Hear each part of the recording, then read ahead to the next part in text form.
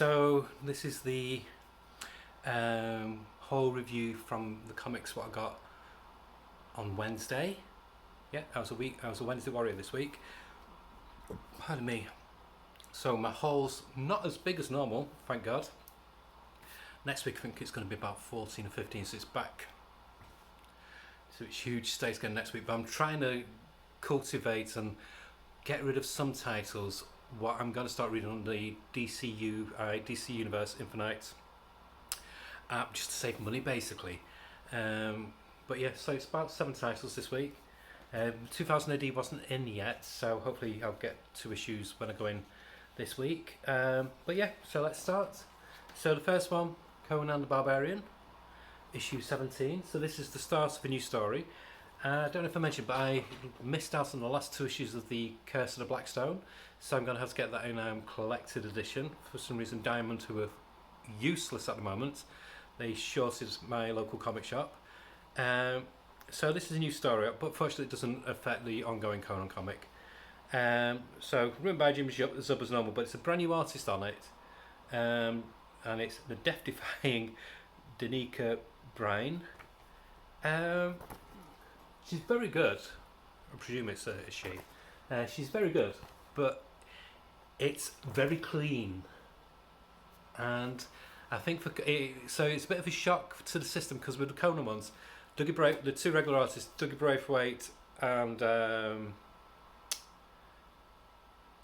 Roberto Della Torre, who's on the cover on here, they're very much more gritty. You can feel the grit and the grime of the Conan story, whereas this one's very polished, more like a Marvel artist in a way. It's kind of suitable for this one because it is very much Conan enjoying himself, and not just financially this time, with the Pirate Queen. I think she's called Dammit or something like that. Dillit, I think. And yeah, so it's the start of a new story arc. It's very good. It's swashbuckling, but like I said, the art did throw me a bit, and I don't know, it just felt stylistically very, very different from the other 2. So for that reason, I'm giving it a 7 out of 10. And then we have issue 5 of DC vs Vampires World War V. Continues to be really, really good fun. Otto Schmidt is superb art-wise. This is how you do a vampire story in a superhero universe. It's Elseworlds, but it's one where they're not trying to reinvent the wheel. All the characters are relatable. It's just that half of them are now vampires. So it's the vampiric turned superheroes versus the remaining human superheroes. And yeah, it's great. And there's a interesting little second part of a backup strip featuring Black Lightning, written by Matthew K. Manning and Aki Bright on the artist. Very indie style artwork. It's nice, slight little story, but the main story is the one that I'm buying this for. And yeah, 8 out of 10. Really good fun. And then we have the third part of, I think it's the third part, is it? Yeah, third part of Philip Kennedy Johnson and Miguel Madonca's run on Batman and Robin. So it's got a very, it reminds me of there's a series a few years back called Gotham something or other. Oh, it was illustrated by the guy who did the oh, for fuck's sake, I can visualise his art style.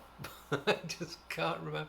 But anyway, it was Gotham, but it was more very supernatural, and this has a very supernatural flavour to it. There's this like Gotham legend that's kind of like come back, who's killing people mysteriously. It's good. He's actually, Philip Kennedy Johnson seems to have now finally learned how to write Damien much better than he did in the previous 2 issues. I love that cover. The artwork's amazing. The artwork is gorgeous. Yeah, I'm really enjoying it. I'm a huge Batman fan. I think it feels like it's trendy now to just say, oh, there's too many Batman comics. If they're good, I don't fucking care how many comics he has. But if there's like 2 comics and 2 of them are shit, fuck that. But they're all good. Well, Chip Zdarsky's is like that, but the majority of the Batman titles are really, really good, and this is no exception. So yeah, 8 out of 10. Really, really enjoying it. And talking about Batman, see that if it's good, it's worth getting. Batman Dark Patterns. This is part one of a 12-issue maxi series, but I think it's going to be a series of 4 mysteries. So there's going to be a 4-issue story, and another 4-issue story, and another one. It's either that or there's 3, or there might be 4 stories in 12 issues. But it's written by Dan Watters and artwork by Hayden Sherman, who's currently doing Absolute Wonder Woman. And his art style is stylistically very, very different to what he's doing in Absolute Wonder Woman. He's gone very much more for like a classic. It's like Eduardo Risso meets Tim Sale in the art style. His cityscapes are phenomenal. How he does layouts are just jaw-dropping. He's just fantastic. And he's ably assisted by the writing by Dan Watters. This is a very much Batman in his early days kind of. I think he's been Batman for about 3 years in this story, and it's very much a mystery thriller.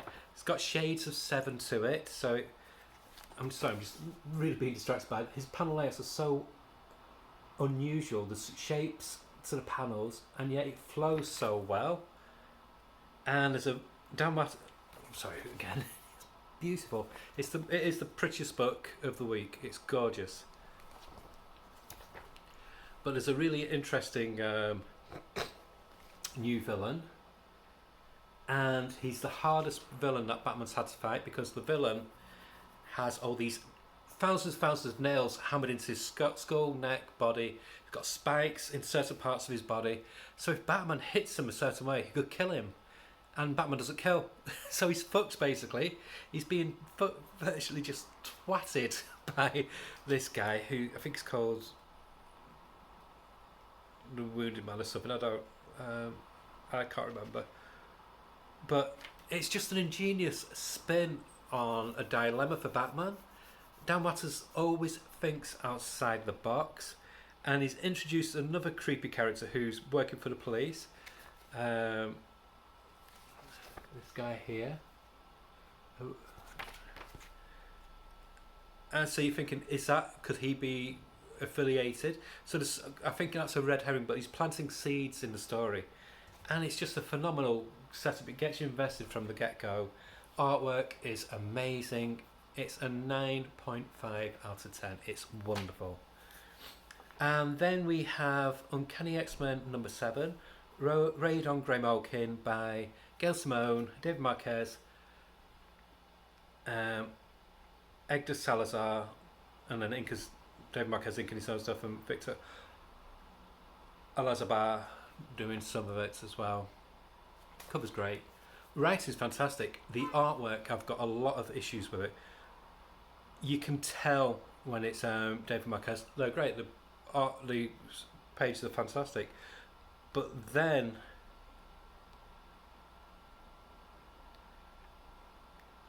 you get the pages by the other artist, and they're just so, just static, amateurish, basic. So it throws you out of the story. I hate Marvel for doing this. They do it so many times. Marvel, get your act together with your art teams. Let them do 2 issues and then put another. Marvel got this annoying habit, and I'm going to rant because it's valid. Marvel have this annoying habit for all the series. They say, right, we're going to have this superstar artist, this superstar writer, and this superstar artist. Fuck that. The superstar artist is normally on for like 2 issues out of 6. I can think of the Incredible Hulk, and now Uncanny X-Men, and also X-Men, Adjectiveless X-Men, where they have these top billing artists, and normally on just like a few issues and the covers. Then you have these so-called filling artists who do most of the legwork, who do most of the issues. Stop saying that an artist is on a comic when they're only on it peripherally. Peripherally. They're only on it part-time. So that's my gripe. So because of that, I'm giving the comic 7 out of 10. If David Marquez was doing all the comic, and if Marvel weren't doing what they're doing with the artists, they don't treat the comics correctly. They really don't. For that, I'm giving it 7 out of 10. Then moving on to I think this is my favourite comic book publisher Yeah, they're $8.99. But as I keep on saying, and I don't think America can grasp this, these are graphic novels. These, if you go to some UK shops like Waterstones, whatever, if you bought Tintin or Asterix, they'd be £9.99.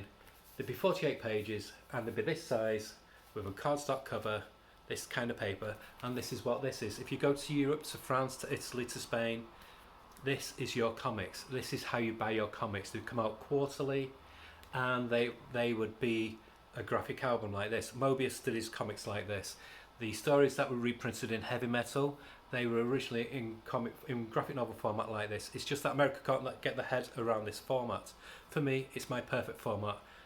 I don't mind this. This is why I'm getting rid of a lot of other comics in DC. I'm really trimmed down my DC books because I want to get more. I don't want to sacrifice anything from Distillery, because I just love this format, especially with how the stories are so unique. This is the closest we have nowadays to a Vertigo line. This is proper grown-up stories for adults. There's no superheroes. There's no gimmicks. There's no there's no foil covers or anything like that. It's pure story, pure art, on the highest format you could want a book in. And for that, I love it. And the stories don't outstay the welcome. They're normally 3 to 4 issues, sometimes 5. Perfect. So this is the latest one. I couldn't get the A cover. My comic shop only had this cover. I tried to show what my haul was on Threads, and Meta would not print the pictures. I think they were thinking these were 3 penises, not these tentacles. So they were censoring my pictures basically. So I think this is the B cover, but I still love the cover. So it's written by Scott Hoffman, who has another life as Baby Daddy, as the predominant songwriter, producer, and I think he's the guitarist for Scissor Sisters. He's written stuff for Comixology, and this is like his first floppy work. And art by Alberto Ponticelli. The art is really good, very atmospheric. It's set in a future, it doesn't state when. It's the way I would describe it would be if David Cronenberg was given the keys to the Blade Runner universe. This is what you get. So it's a cyber thriller with a big dose of body horror. It's kinky, it's weird, it's twisted, but there's this really cool futuristic noir undercurrent running through it. I love the voice that he's given the detective. The detective reminds me very much of the detective from Ram V's recent series, The One Hand. He's got that same kind of grizzled, world-weary style to it. The artwork is great, grim and gritty and grimy. The colouring is perfect by Leela Ridge. And yeah, his Scott Hoffman's writing is really solid. This could have been my pick of the week, but there's another book that pips it, and it's from the same company. So I'm going to give this a 9 out of 10. Do try Distillery. Honestly, I would say, if you say, "No, it's too expensive," you pay $4.99 for a 20-page American comic. This is 48 minimum pages, big size, graphic novel. Get rid of some of your crappy monthly comics and invest in something quality like this if you're on a budget. This is what I'm doing, and I feel all the better for it. Fantastic. But the comic of the week is The City Beneath Her Feet, and again, I couldn't get the A cover, but I still like this cover. This is by Tiny Onion, so James Tynion IV, and art by Elsa Charretier, and colours by Jody Belair. It feels like Jody Belair has been experimenting with a colour palette, and it comes to full fruition with this. This is very much European in flavour to me. Again, I think it's futuristic, but it's like a timeless futurist. Again, got noirish overtones.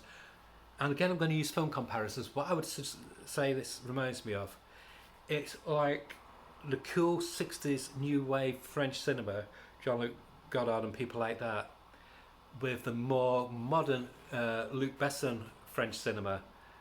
It's got that kind of hip, vibrant feel to it.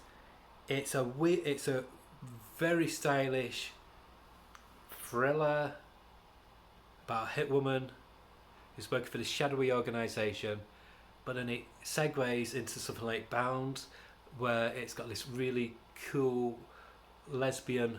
I'm going to get demonetised for that because they don't like that word on YouTube.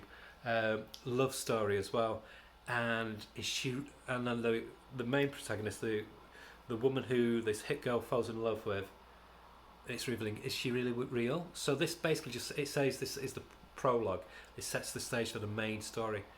I just want to bring directions to the colouring and the art, how it blends together. It's perfect. Again, as I said about the film, this really does feel like a European novel, graphic novel. It's gorgeous, gorgeous, gorgeous. The most impressive artwork I've seen in a long time. The one gripe, and it's a really, really small gripe, is some of the pages, it's very free formed in the panel layout, and your eye doesn't follow it quite as easily on some pages. Say for example the Batman Dark Patterns one, Hayden Sherman does really elaborate panel layouts, but your eye is guided around. On this one, not so much, but that's a nitpick. Apart from that, 10 out of 10. Wonderful, wonderful, wonderful, wonderful series. If you trade away and say, buy it instead. Like I said, I don't bag these, I put them on my bookshelf because they're a graphic novel. Stop being precious with your fucking comics. But yeah, so that's it. So that's Mouse Pals. Like I said, next week's going to be a longer one. I was going to do a different video for this bit, but I'm going to do it now. So on my community page on YouTube, I put a thing where you can join my Discord. It's free, there's no charge or anything like that. There's quite a few people, a lot of Canadians on it for some reason. But what I've started on that is if you've got the DC Universe Infinite app, I've started doing a book club where we read books through that, where we read comic books through that. So we've started Batman the Cut. We're doing that one book at a time. We've done book one, but we're going to leave it for a week because this week we are doing a Christmas readathon. I've picked 5 Christmas themed comics on the DCUI app because DC do really good Christmas comics, and they're very varied in taste. If you join my Discord, it shows you what they are. So if you want to do that, follow the link on the community, or I've also got it pinned on my Fred's account as well. Okay, well, I hope you enjoyed that. Bit shorter than normal, which I'm pleased about. Yay! And yeah, hope you've enjoyed what you bought this week. And if you don't enjoy what you're reading, stop it and buy something else. It's your money. You don't have to keep on buying a comic just because you've always bought it. Okay, bye.